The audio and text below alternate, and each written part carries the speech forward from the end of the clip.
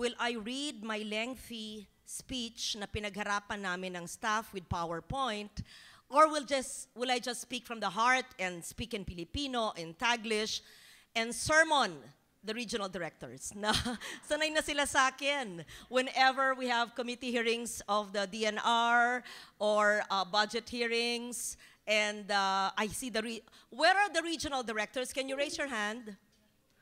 Region 1, 2, 3, 4. Tayo!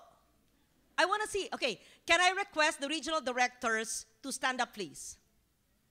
Okay, are all the regions present here today? No? Oh, I thought everybody was here, 18 regions. Yes, I just want to see. I know RD1 kasi siyang region ko eh. Yeah, but you're in region 12 now. Where's my region 6? Yeah, kung wala yung regional, okay, anyway. So, first, I'll ask my staff to just, okay, you can flash the PowerPoint, pinaghirapan nyo eh.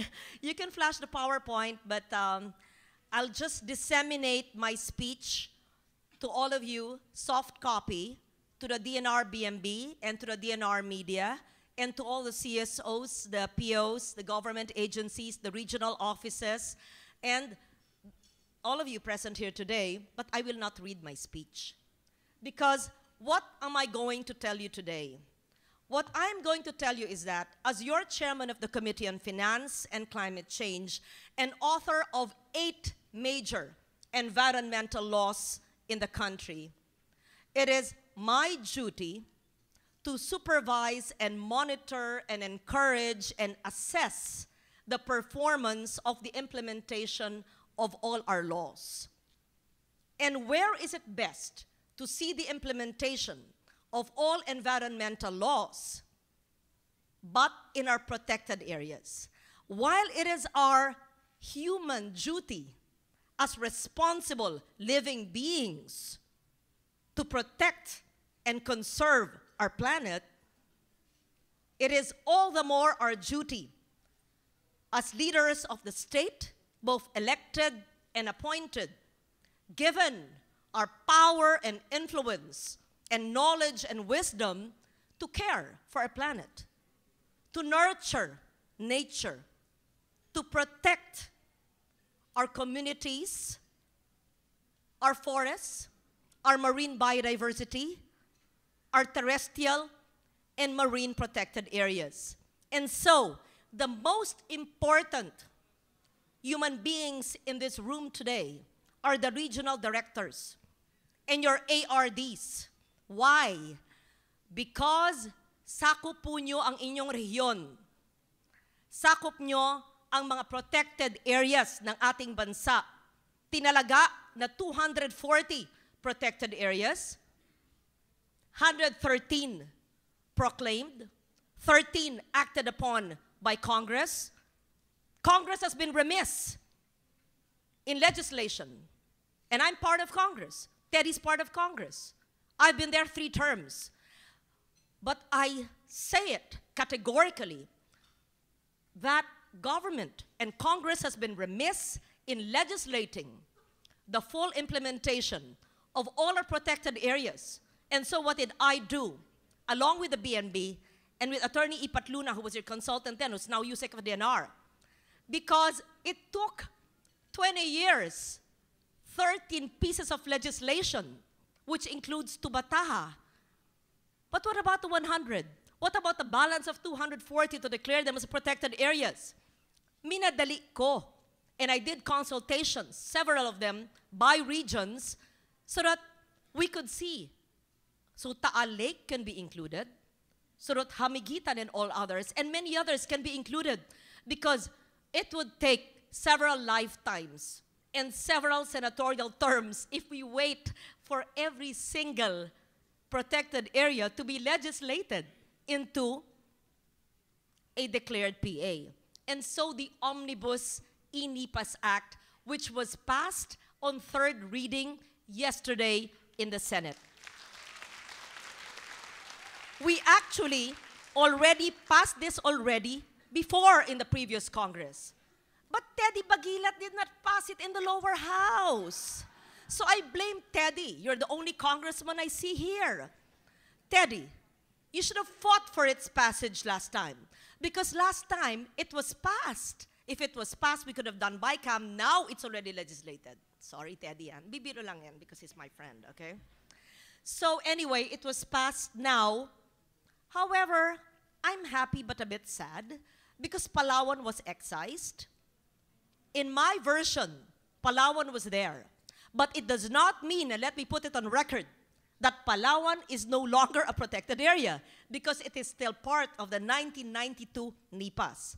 And a separate bill will be filed for Palawan, and I will ask my colleagues in the DNR to help me craft that special bill on Palawan. And so, 240 down to 113, 13 enacted into law, and the 100, more or less, right, Mundita? More or less, 90 plus in the ENIPAS. ENIPAS stands for Expanded National Integrated Protected Area System. Now, let's do away with numbers and names because I'm not here to impress you. You can just put the pictures, okay? Pindot lang kayo. Yung mga staff ko, saan kayo? Yeah, sayang naman, saan kayo? Yeah. Oh, I don't have PowerPoint, my staff. Ah, they can. Yeah, you can show it so they don't look at me, they look at the pictures, right? Yeah. No, I'm just funny. So, why are the regional directors so important? Sako po nyo ang pinakamagaganda, pinakamayayaman na lupain, karagatan ng ating napakagandang, napakayaman na bansa. And so, if you are the stewards of your regions and your protected areas, you are responsible for the implementation of all environmental laws. Equally important, present in this room, are the people's organizations and the civil society organizations, are non-government organizations, because you are the watchdog. If our regional directors and all the DNR officers and staff and personnel are actually doing their job. And what do I mean? Are we respecting the Clean Air Act insofar as air quality is concerned? Are we implementing the Clean Water Act of 2003, which is supposed to be implemented by now? Are our park superintendents in the protected areas implementing the segregation of waste at source, recycling, and composting under Republic Act 9003? These are three basic environmental legislation. Yesterday, I went to the Ninoy Aquino Parks and Wildlife. It is the only protected area in Metro Manila. I suppose that everyone present in this room today knows that. I would request the waiters, you can serve later. We're not very hungry, yeah, because I get distracted by your parading in the hall. Thank you. So, the Ninoy Aquino Parks and Wildlife, all 22 hectares of it, has indigenous species. I would like to ask Park Superintendent Nelson to plant more indigenous species. We launched the Museum of Biodiversity, which will be housed there, and the installation art of Juni. And I hope that the Ninoy Aquino Parks and Wildlife would continue to be such and even more. I hope that it would be the lungs of the city, the last remaining forested area in highly polluted Metro Manila. And I hope that each and every protected area in our country would have an information center, a welcome center, similar to what you have in the Ninoy Aquino Parks and Wildlife. But what you need to do is provide the information, whether video, pictures, soft copy. It doesn't have to be grand or anything glittering like this building. It can be made of indigenous materials and with local architecture, and get the community and the local people manage the welcome or information center in the protected areas. I understand Mundita has a pending report where I provided in 2015 or 2016 capital outlay for the construction of information center and in protected areas. I'm not certain if it covers all the 113. So for the regional directors and Penros present here today, please find out if you've actually used it.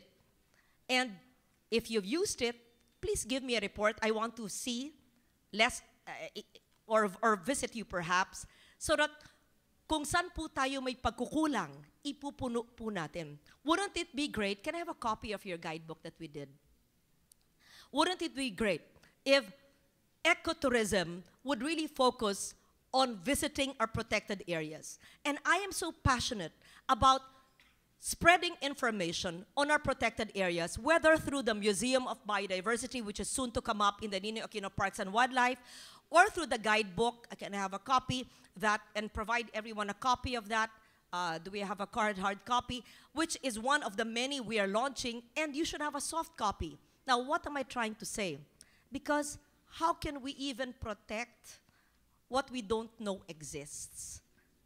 Like Asis? How can we, Attorney Asis, how can we protect what we don't know exists? So, when I mention all of the protected areas to my friends and associates and even senators, and nagugulat sila, ay PA pala yan.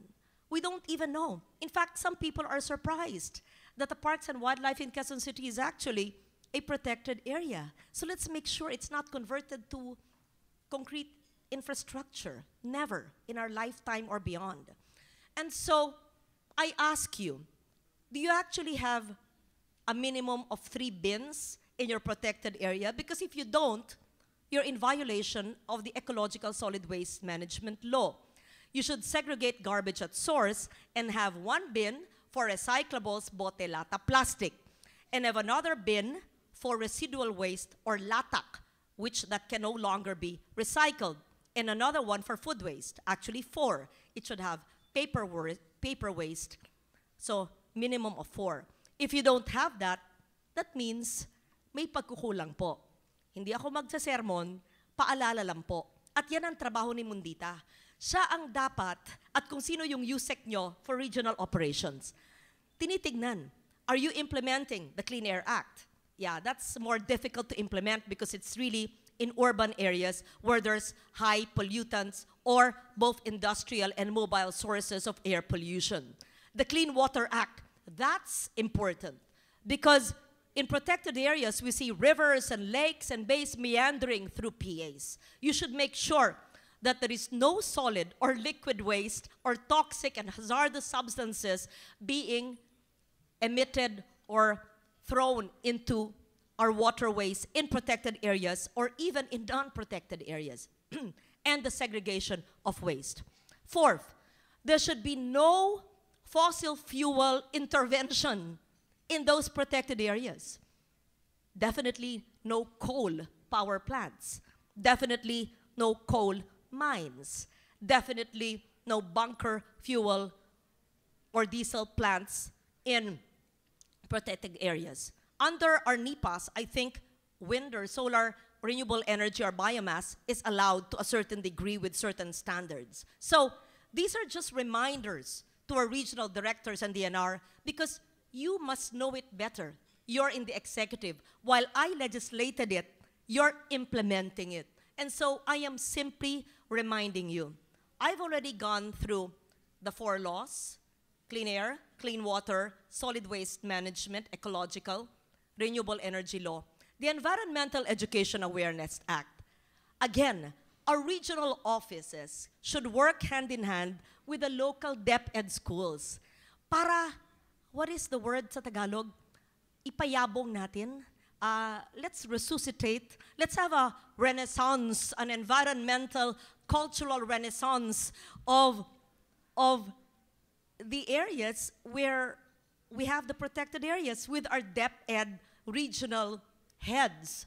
What do I mean? By providing IEC information, education, communications. Let's have soft and hard copies of the flora and fauna in the protected areas, of even possible walking trails for students and teachers and domestic tourists, do we even have an inventory or database of your flora and fauna? In fact, do you know that in the 2016 and 2017 General Appropriations Act, there's a mandatory database inventory of all biodiversity in state universities and colleges. When I was doing this, the Senate Budget Office was thinking, never in the history of this chamber has a chairman of the Committee on Finance mandated ang pagbibilang at paglilista ng mga ibon at hayop at bulaklak at halaman at puno ng mga lugar. Ano kaya tong senador na ito? So I lectured them, locked them in my room. I even brought them to barangays and sitios and showed them, out of the Senate, of course, in the provinces, and show them the importance of knowing and being aware before you can even conserve, nurture, and protect. And now, they're eco-warriors. Now, they believe in the importance of our coconut palms as a natural windbreakers. Because our Senate chief is a lawyer from San Fernando, Camarines Sur. Ma'am, yung aming lugar, we're coastal. We need coconut palms as a natural windbreakers. Whew. She's been with us for 40 years. She's my convert. And then when I was talking about the importance of bamboo for resilience and, of course, mangroves, which Asis Perez knows better than me, again, they're saying, why do we, ang kulit-kulit niya? Because I mandated the massive mangrove reforestation in all coastal barangays all over the country where applicable. Then he said, that's not doable. Of course it's doable. Because why do we need to build cement seawalls when we have the natural buffers against storm surge? Sa halip na pagpuputol ng ating mga bakawan, ay magtanim. That's a no-brainer. And so, that's all mandated under the 2017, even in previous year, General Appropriations Act. Why am I saying this? Because again, it is incumbent upon the regional RDs of ADINAR to do this.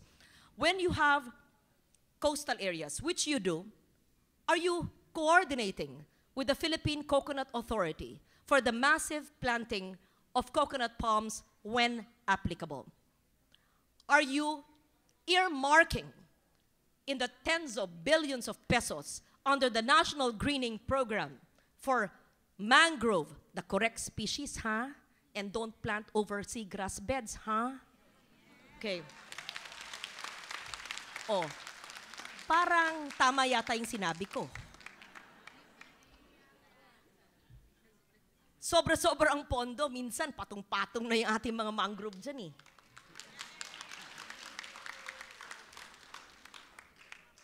So, you should be doing this, massive mangrove reforestation, the correct species. Sabihin ba kasi nyo, mangrove, hingi tayong pondo. Sabi ni Loren Legarda, mangrove. Huwag naman akong aakuin nyo, tapos patong-patong mangrove. Sige. Okay. So, mahaba ako, no? Mahaba. Sige.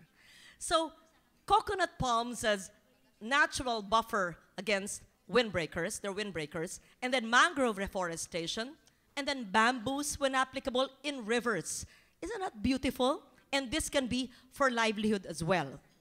I see Asi smiling. Because I'm an amateur, well, he's the expert, right? That's why idol ko si Attorney Asis Perez, diba? Yung ating pinuntahan sa Barangay Papaya, kung saan ang mga kababaihan ay kumikita ng 80 pesos o 180 ba yun? Isang araw sa Nasugbo, diba? Livelihood nila sa pagtatanim ng mga bakawan. Lumublob tayo dun. No? Ganda-ganda ng litrato natin doon. That can be replicated. Nag-donate ako ng bangka, oo, ganun. At nagpunta tayo doon sa kanilang mangrove area. Beautiful. And it's a sustainable, community-based livelihood project of the local government down to the barangay level.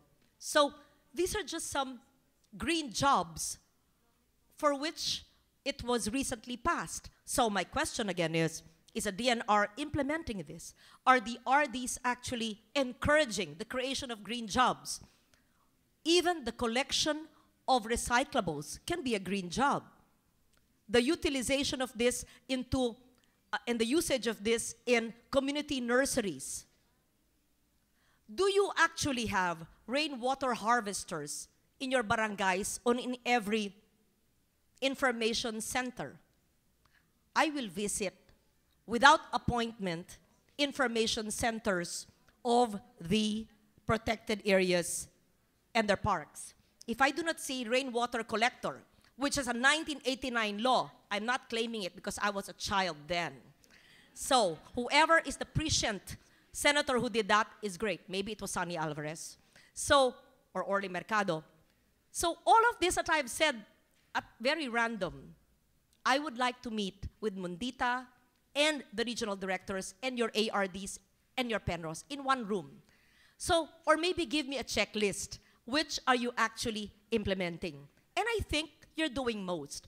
Rainwater collector. Why is it so important? Libre po ang tubig ulan. And when you think about it, why would you use water you pay for that is chlorinated to water our vegetables? Which brings me to the next point. Gulayan sa paaralan.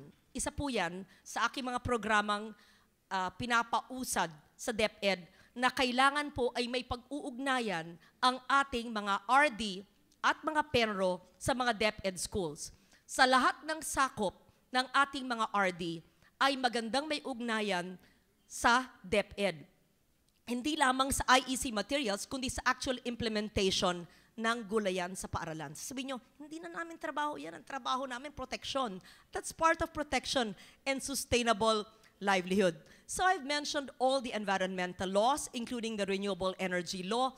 Another thing which is so important, the access to the People's Survival Fund. That is a law which was enacted a few years ago, which is hardly being implemented. Please, regional directors, CSOs, POs, NGOs, local governments, utilize it. Go to the website of the PSF and make sure that you follow the procedure and you access it. Because sayang po, may 1 billion fund every year, 2 billion in the past years, zero budget this year because they don't know how to spend it. And so, yes, I am angry when people don't know how to work and don't know how to spend. Once the 2 billion is spent, then we replenish it. In the meantime, I would be so happy if the 2 billion is utilized either for a marine field school, or a community nursery project, or an early warning device system, community-based, or anything for resilience or climate change, adaptation and mitigation, or even a renewable energy project, but community-based. And so, I've been rambling here for several minutes, talking about the laws, not the not the technical aspects of the law, but how the RDs are so important and LGUs are so important because you actually are the implementers of my law. If you actually put a check tick in all the things I mentioned, if you segregate garbage, if you have all those bins, if you don't throw in your water systems any solid waste, if you actually have rainwater collectors, if you actually have linkages with the DepEd, and even with the Department of Tourism, and everything else that I said, then you're on the right track. And if you're not doing it, it's not too late. Because the laws exist, and our budgets are here. And so, what does it say? It says, let us be faithful to our duty as stewards of the earth. That is my message today. But before I end, here is a guidebook to protected areas of the Philippines. It contains some of the PAs. If your PA is not present here today, it's because it is only book 1 of a continuous documentation of all our protected areas. And soon, even better, we will launch the mini documentaries by Cannes Best Director Brillante Mendoza. We will show this on ANC. We will put it online. We will have perhaps a launch like this, Mundita, Teddy, because it's just 8-minuters. So you can actually watch. It's so exciting. You will be captivated by the protected areas that have been documented. So from legislating, from lawmaking, to documenting it in hard copy and in video, to advising the executive how to implement these laws. That's my duty, a steward of the earth. I could not do it by myself. as three-term senator and your chairman of the Committee on Finance, I would need the help of each and every warm, brilliant body in the DNR. I would need a vigilant local government head. I would need the eyes and ears and passion, heart and soul of our CSOs and POs and NGOs. I would need everyone present here today to help me achieve the dream of a healthy, clean, sustainable, resilient Philippines for all of us. And when that happens, there is peace in our country. When that happens, there's sustainable livelihood in local communities. And when that happens, poverty is reduced and the issue of hunger and starvation is addressed. So let us all be stewards of the earth. Let us make sure that the tasks we do as congressmen, as director, as regional directors, as heads of NGOs, and as lawmakers, the key word is transformational. We should make sure that the laws and policies and projects and programs and activities we do are transformational. If it does not transform the lives of the poor, the vulnerable, and the oppressed, then our job, Teddy, would have not been successful. Then all the brilliant laws I wrote would have been ink on paper. Then I would have been a dismal failure. And I don't want that to happen. So I need the help of all of you here today. So on that note, I thank you, DNR. I thank you, my environmental warriors, for being with me on this journey of more than 20 years of seeing a resilient Philippines. Thank you. Good morning.